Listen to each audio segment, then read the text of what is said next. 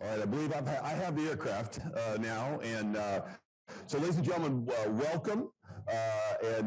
Again, for me, I am the newest member of Mitchell Institute, and I'm really proud to be here. You know, and as someone who has been a space power advocate, not as long as I've been an air power advocate, this is very, very exciting for me. As a matter of fact, you know, I started out with a little bit of academic preparation in space. It didn't really go anywhere. I never really amounted to much.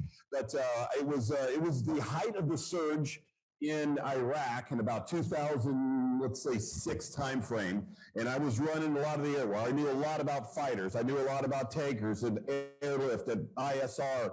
A lot of the campaign was being prosecuted.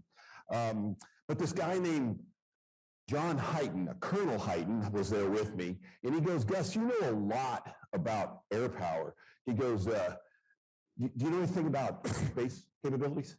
And I kind of look, by the way, Hyten, when he looks at you and implies that you don't know something, it's pretty compelling, okay? That guy is a big brain, right? And so quickly I realized that my walnut-sized brain was lacking on space. But under the tutelage of a guy like General Hyten, later than General Raymond, fortunate enough to work at Space Command, learn from D.T. Thompson and learn from Stephen Whiting and some others, I developed a huge appreciation for the space domain and the guardians that defend our nation. But you know, great space strategists don't just reside in the United States. Matter of fact, they reside all over the place. I want to call out one.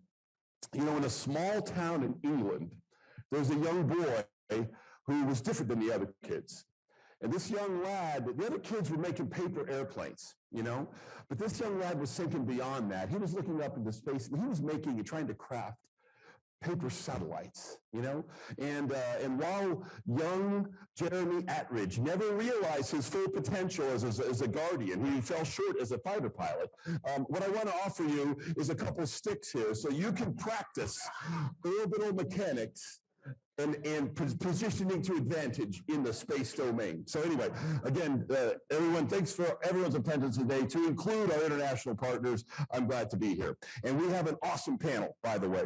Our panel today is going to address some critical issues. Our national security space enterprise is fundamentally, it's underpinned by technology.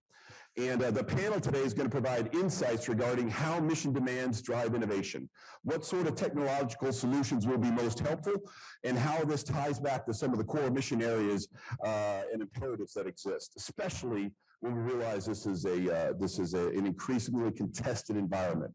You know, and the one thing about being a former requirements person in the Air Force and in the Joint Forces, the military has clear requirements, but it doesn't always know its requirements because sometimes it requires a dialogue with industry for industry to actually present back to the department, this is what's possible. And only until you realize what's possible do we ever really realize that we actually have a requirement for it. And so that the instant industry and DoD dialogue is fundamental and more so than ever in the space domain. So I'd like to please welcome the phenomenal panel that we have up here today. We have Colonel Nathan Ivan, goes by Crazy Ivan, good call sign, from the Chief Technology Innovation Office at Space Force. He's the Deputy Science, Technology, and Research.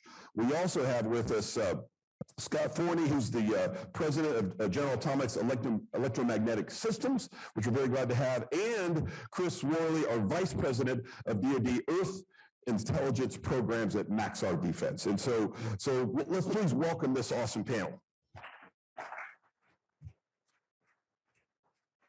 All right. So I'm going to take a seat as we do the rest of this, and we're going to start with Crazy here. Crazy, let's look at looking at space power roles and desired effects, big picture wise. If you could break down the major mission focus areas and how are changing demands impacting and how those areas are evolving. For example, JADC2 wasn't even on the list a few years ago, and now it's the talk of the department, and it's one of the top priorities. So could you give us a thrust of the main mission categories that you're seeing now and what is driving that priority, and then how does that differ from where the community was maybe 5 or 10 years ago? Sure. And first, thanks for the opportunity to participate in the dialogue and to the Mitchell Institute for providing the forum to do so. You've heard it a couple of times already this morning, and you really can't talk about the main thrust of missionaries without first starting with space domain awareness. And so first and foremost, we recognize that space is going to be a key player in any conflict and critical for success. And so, you know, investing in technology allows us to better understand that domain, to be able to communicate that understanding to our joint warfighters and our partners, and really just increase the collective security. So that's where we start. It underpins all of the mission areas. And when you look at how those priorities are being driven, right, as we stood up the service, the requirement to develop and field capability that both protects and defends our interests and those of our partners.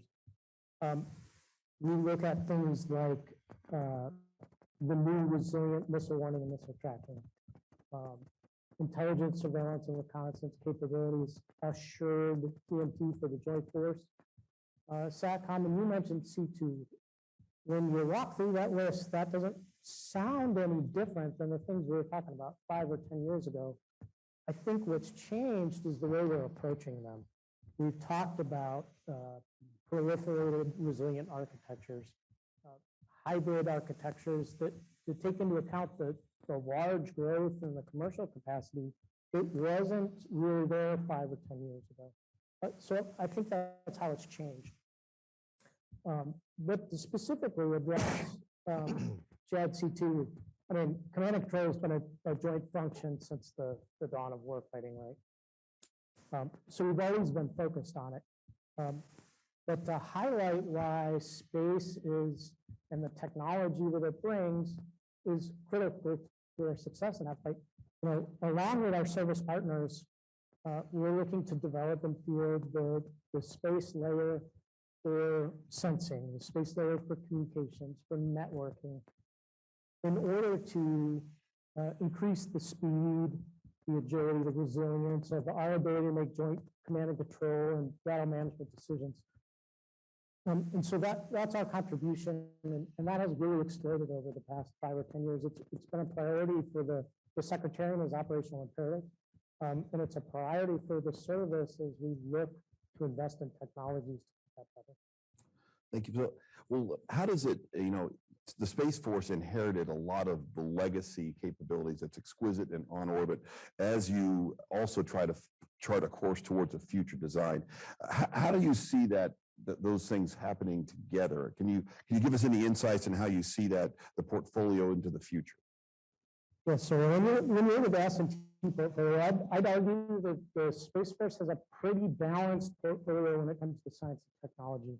And obviously, we're focused on tech insertion with our current generation of weapon systems. But the first design, you heard General Thompson this morning, if you're not interacting with the Space Warfighting Analysis Center in the development of our first designs as they continue to work through those in all the mission areas, we're missing out. And the S&T community is no different.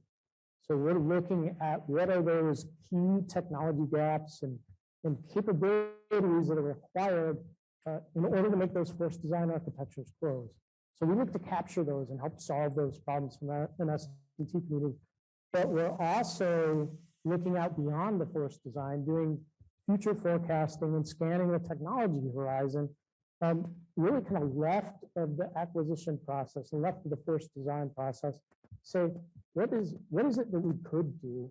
What does technology bring in terms of choices for all those options that the SWAT can then run through? So really, it's a relationship that's both a tech push and a tech pull as we support the force design. Good answer. Thank you. Well, it's a perfect lead into some of the folks that can help us with what we could do. And Scott, maybe a question for you. One of the key trends we're seeing right now is the need to still execute traditional missions, but approaching them in new ways, given the operational demands. So, for example, your team is working on a new weather sensing capability. We all know the weather mission has existed for decades, and it's crucial, but your solution approach has evolved significantly versus what's on orbit today. Could you walk us through how you tackled this and what drove some of the thinking there? Yeah, thanks, Gus. First of all, thanks to the Mitchell Institute for such an austere gathering to meet with our colleagues like this. It's humbling to be up on the stage with you today. As you know, General Atomics is probably better known for our ISR missions with our 1,000+ UAVs that we've delivered over the years.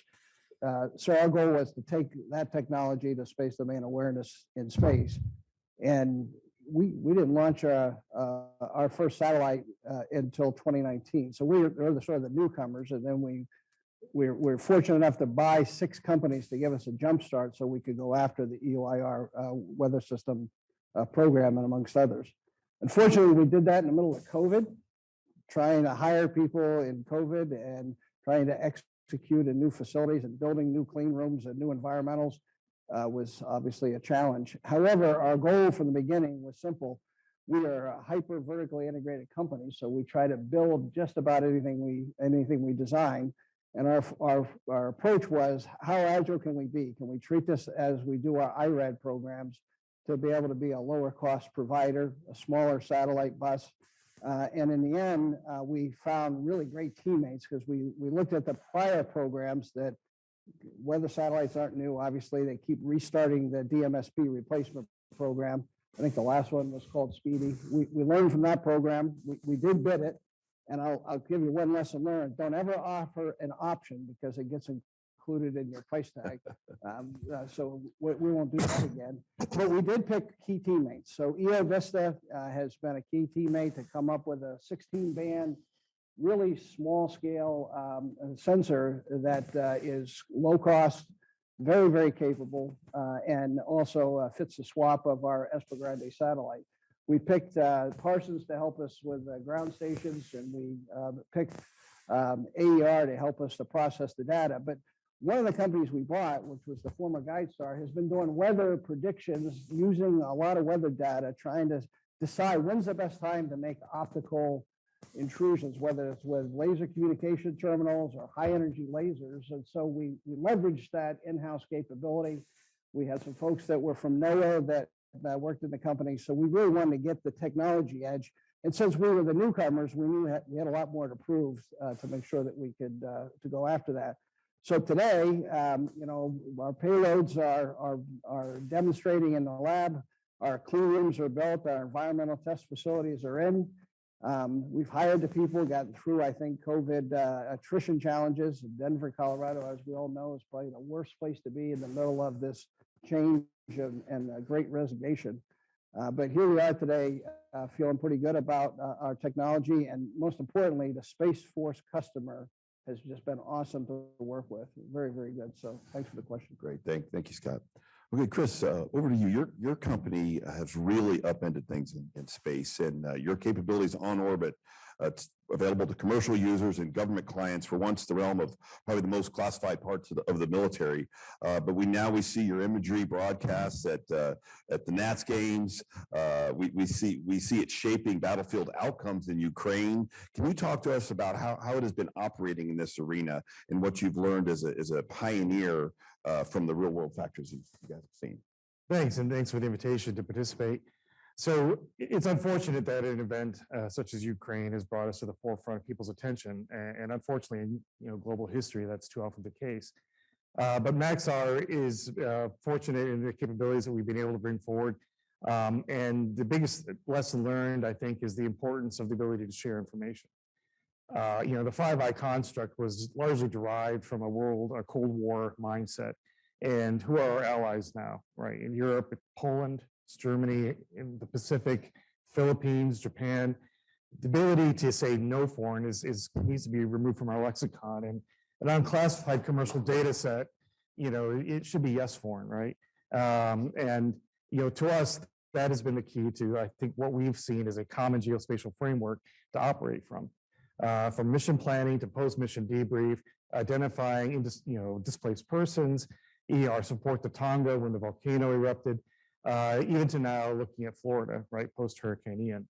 So for us, the key that the commercial element brings to the DoD, to Space Force, to anybody working in this environment is the fact that what we have is a exquisite product down to 30 centimeters, right? Growing up as a 14N under General Deptula or General Rayburg, I would have, just been a joy to be able to get my hands on that. And now I can, pull it down unclassified over the net. So that kind of exquisite product to be able to share between allies to do, and not only virtual environment training, but actual operations, I think is going to be kind of the benchmark of where we go forward. Absolutely. So if I could follow up on that, traditionally, because the capability your company feels would have been underwritten by a government program like you mentioned, years of appropriated investment and government oversight. Your team clearly went a different direction. And what lessons do you have from this experience as the government seeks to harvest more from what an industry can bring to the table, and what determines when a company should commit to a program with its private funds when the speed of government and the funds don't flow at the rate that you'd like? Any advice in this domain? Well, let me be clear. We're perfectly fine with government funding. So I don't want to give the impression that, no, keep that. I think there's when you look at the commercialization of space and bringing this kind of information, how do you bring in data fused products like, TikTok videos, Facebook posts, commercial imagery, all together has created a whole new contextual environment to operate within. So for us, investing in these technologies, we do have a enterprise commercial sector that we support. And you're probably very familiar with it if you go on certain search engines. But to be able to now extend that into operational frameworks for the government, be it in Homeland Security, border protection, the range of spectrum of operations with combatant commands. I mean, earlier we were talking about Southcom and AFRICOM not getting love. We all remember the days when we were in CENTCOM and we looked at the people who we called SADCOM because of the funding gap, right? What we want to do with Maxar is become not simply a complementary or an ad hoc partner, right? We want to become an integrated part of the architecture of how information is provided to the warfighter. And even if we're not the first choice for the first priority for the commander, there are other priorities on that list across the globe. And so if we're able to support AFRICOM looking at Chinese investment in mining in the car, or if we're looking in the Pacific at what's happening with regards to sanction busting shipping and illegal offloads, those are all things I think we can contribute, and that's the investment and where we think the space that we play a significant role or could be right going forward.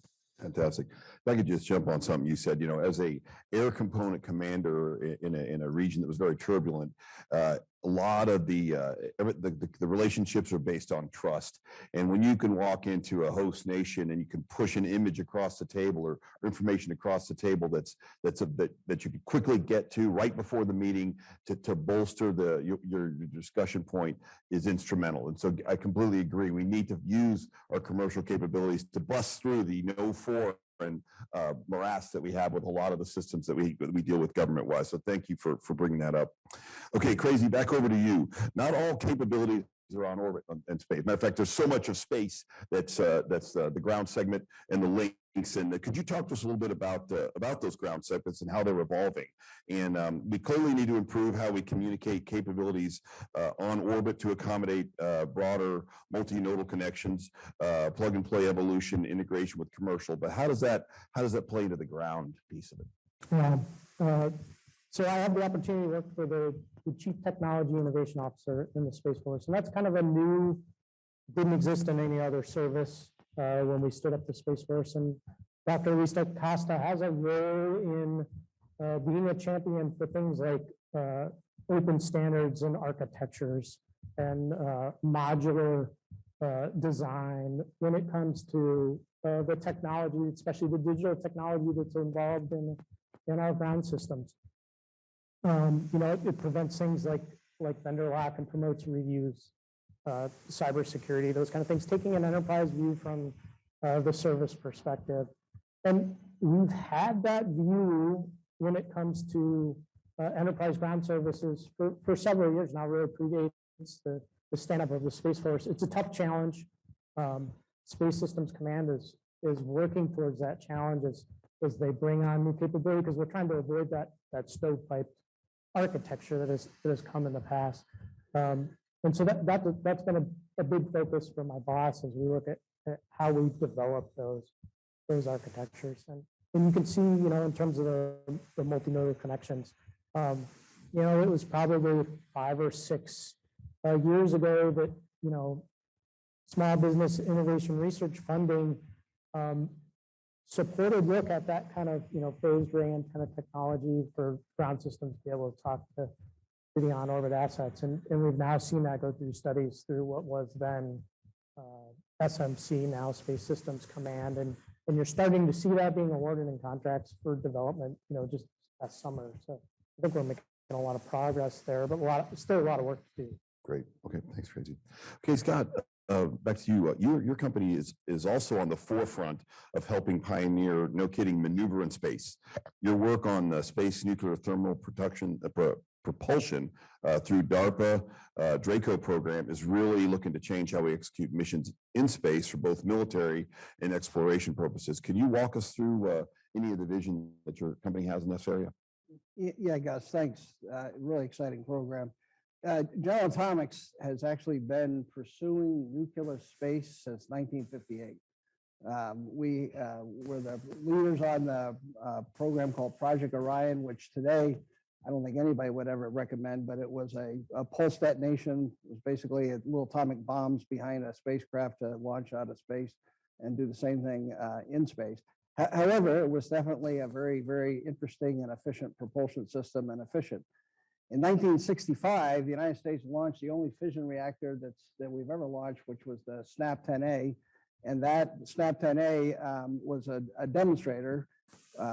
It had uranium zirconium hydride fuel, which I believe to this day, General Atomics is the only company that makes that fuel. So that's our fuel that powered that spacecraft. And today we have a joint agreement with Framatome that we have a joint business that we produce that fuel in Romans, France. And then in the Rover Nova program, there was a lot of reactors produced, but they didn't quite get there because of erosion and high velocity and high temperature from the gaseous hydrogen and the erosion through the graphite to the uranium carbide fuel.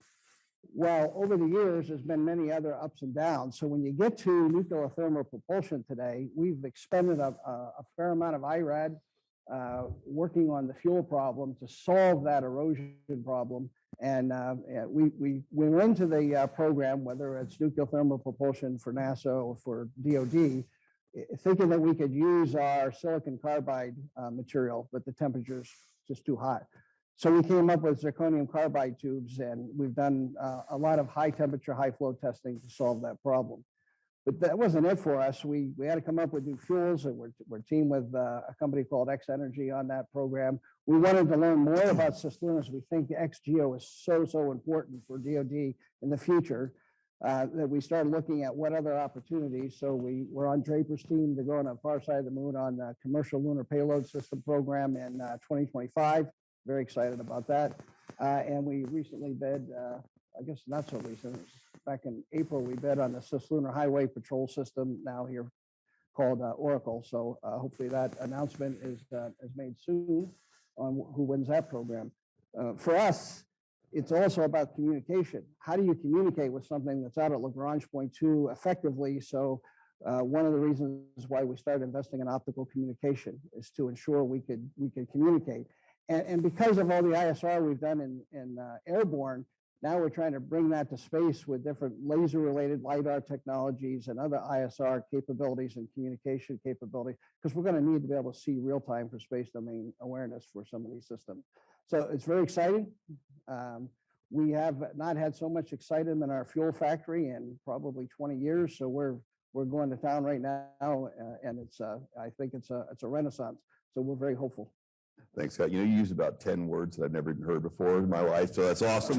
Clearly my education is continuing here on the stage, but we're glad to have you and your team. So speaking of teams, Chris, as you build your team, both the HR, the individuals, and who you partner with, how are you cultivating and seasoning them differently, given where we're going, and how it may have differed from where we've been in the past? Yeah, I mean, there's a war on talent. We all face it, especially in the fields of software and technology. To us, building a culture of innovation is key. And I think the most critical aspect of innovation is humility. If you think you've already got all the answers, then you're really not looking for anybody else's ideas. So bringing in young and even more mature professionals from across industry and university academia that come in wanting to try new things.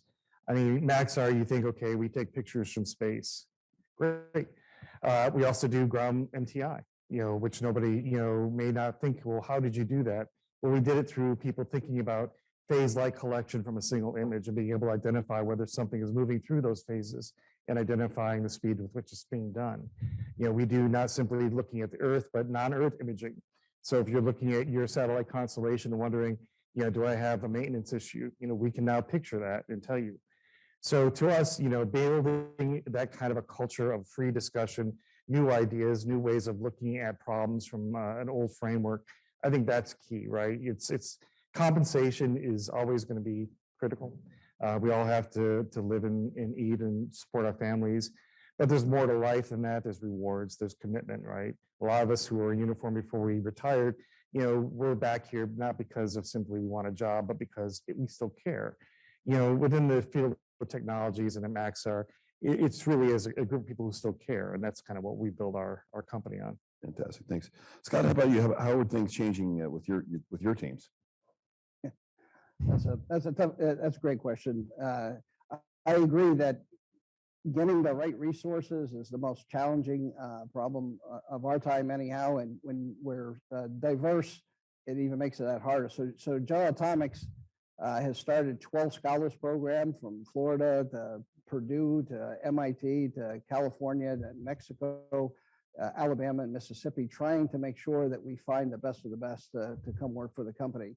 And then that's item number one. Number two is, we have to change our culture to allow the newer generations to kind of do things the way that maybe all of us were not grown up for.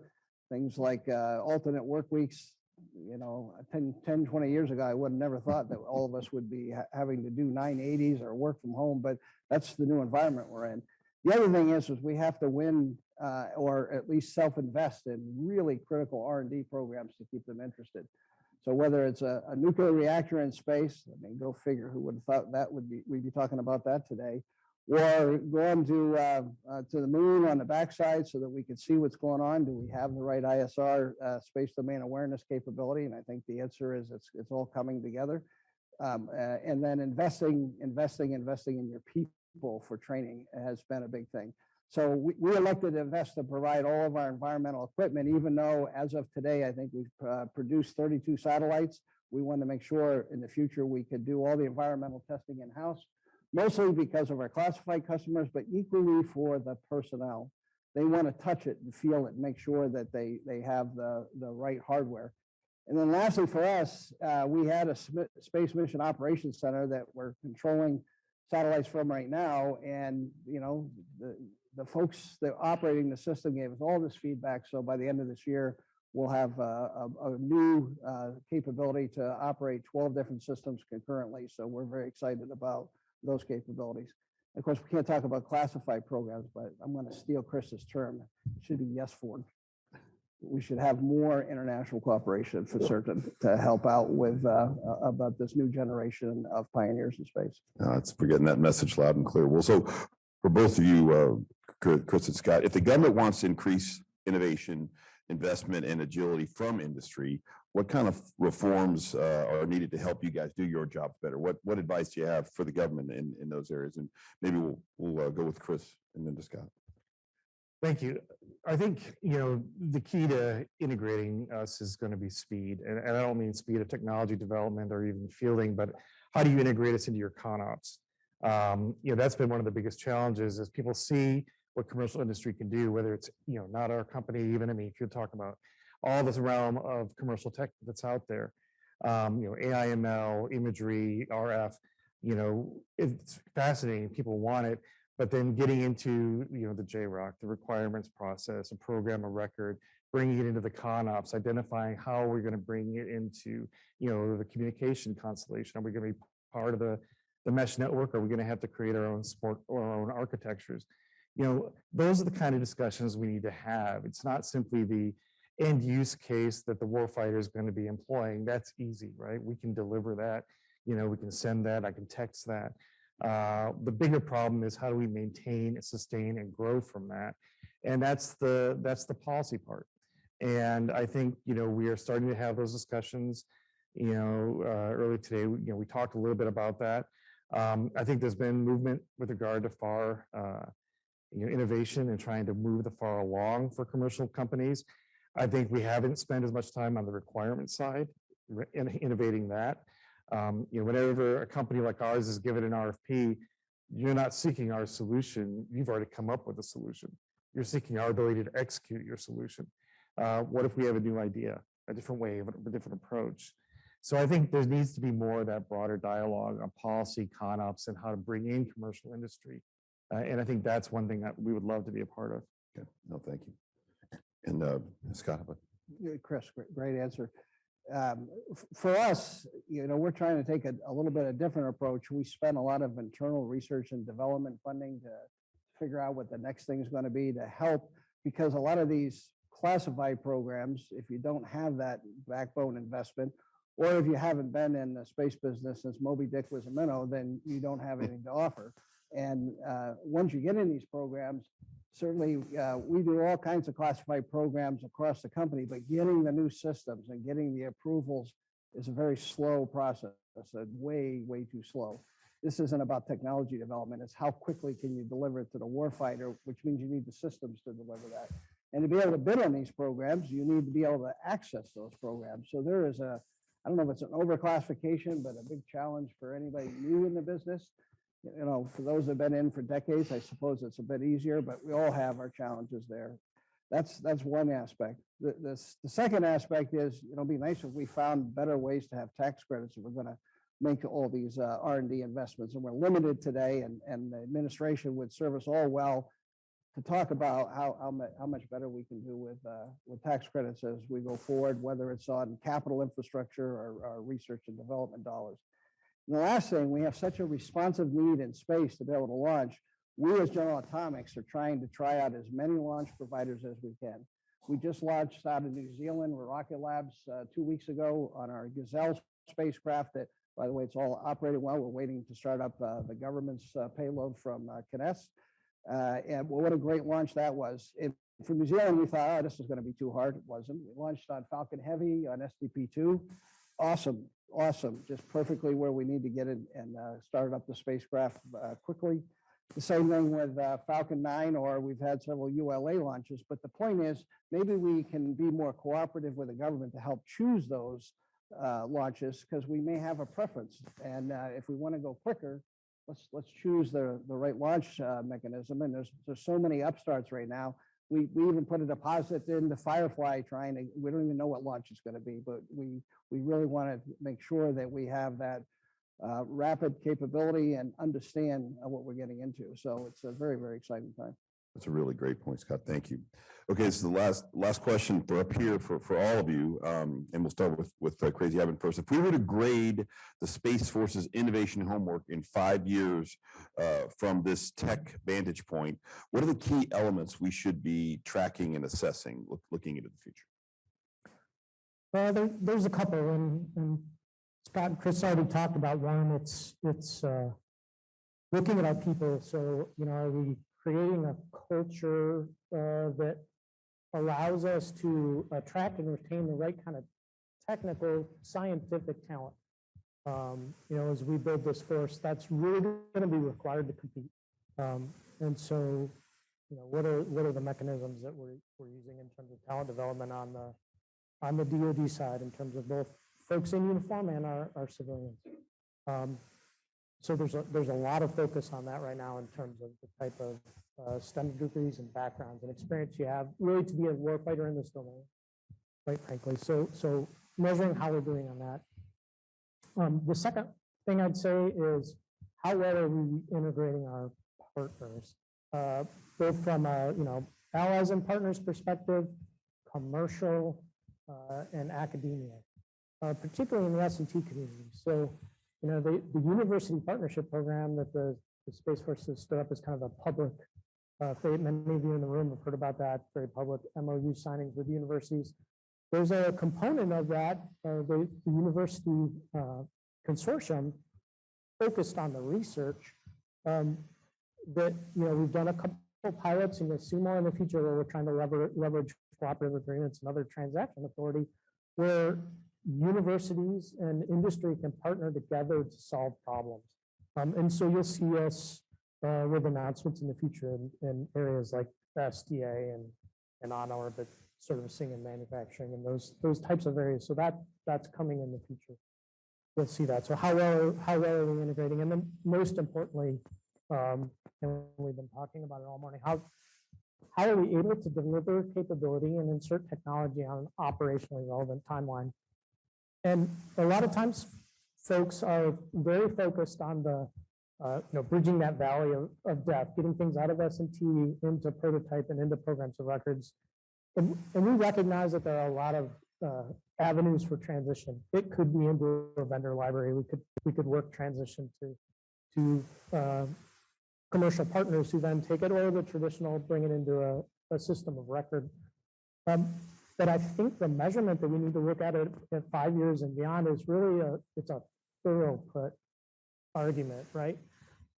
Are we sustaining the technology pipeline such that it can produce that transitions for this fight tonight, the operational imperatives that the secretary is focusing on, and then beyond. So, and that starts with basic research, applied research. So, is that portfolio balanced so that it supports that throughput all the way through? And I think that's a continuous.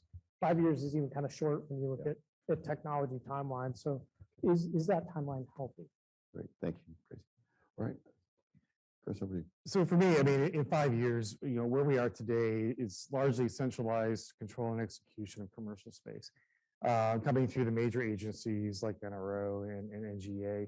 And I think as we look forward to contested environments, especially when you're looking at resiliency, I'm excited by, putting together a Space Force component under each of the PACOMs. I think that's where we have to look at with regard to our future architectures. When you talk to the customers out into PACOM, for example, their biggest fear is that in a contested conflict, day one, they lose CONUS, right? They can't talk to anybody. They don't have access to the cloud.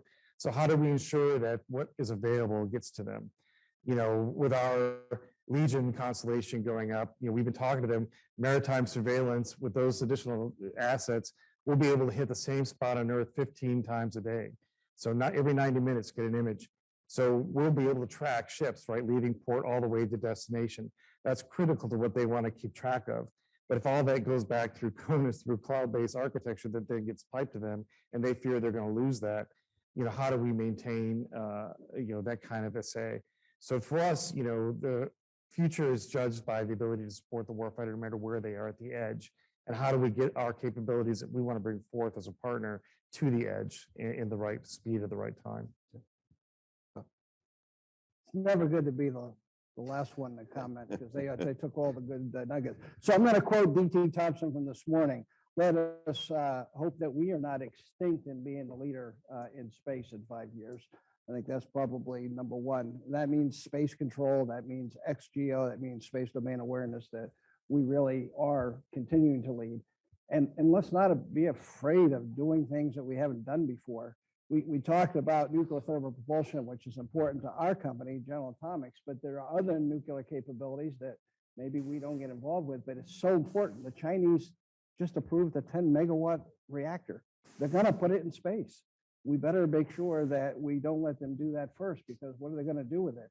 What are they going to do on the backside of the moon? I don't know. There are other technologies that we should be considering. So I hope that if you look at I look forward to the success, for example, of the transport layer with what Derek Tournier is doing. That it's a revolutionary way to be able to communicate at speed of light and not be able to get in the way of cracking that system. I hope that we're successful there. So I'm going to take a little more technical approach. Me personally, for General Atomics, I hope finally weather's not the priority 13 out of 10. I hope we at least make it into the 9th category because it's way overdue and the U.S. Navy needs that. But there are also very important issues that I think we really have to really expand our allied interaction. I think it's so important.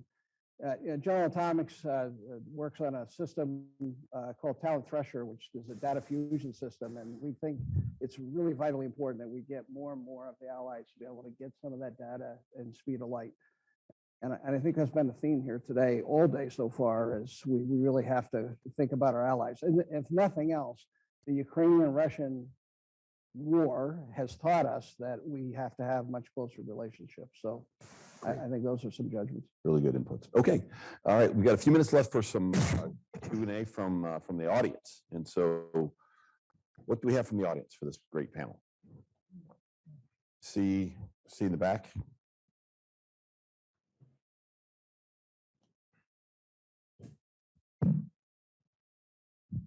Thank you, Sandra Irwin with Space News. I have a question for Mr. Chris Worley. You talked about the integration of data into the architecture, and I was just curious if the NRO with this new EOCL contract that with industry, are they able to provide better integration like with DoD systems, or does DoD have to do something differently to be able to get more integration? Thank you. So Maxar is very proud to have been one of the recipients of the EOCL contract, right, that purchases commercial imagery.